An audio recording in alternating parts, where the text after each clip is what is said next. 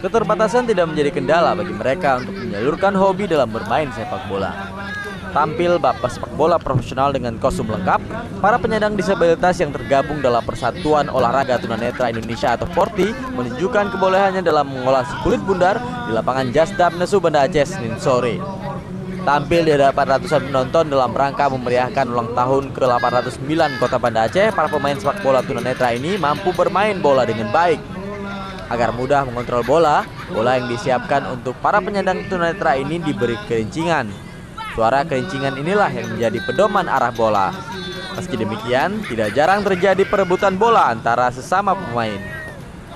Para penyandang disabilitas berharap pemerintah agar tidak melupakan keberadaan mereka. Mereka juga berharap Persatuan Sepak Bola Indonesia mempersiapkan turnamen sepak bola khusus untuk mereka. Dari Banda Aceh, Hendra Saputra melaporkan untuk Aceh Video. Diburu di sana nomor 13, pelan-pelan digagalkan nomor 11 dari Portugal.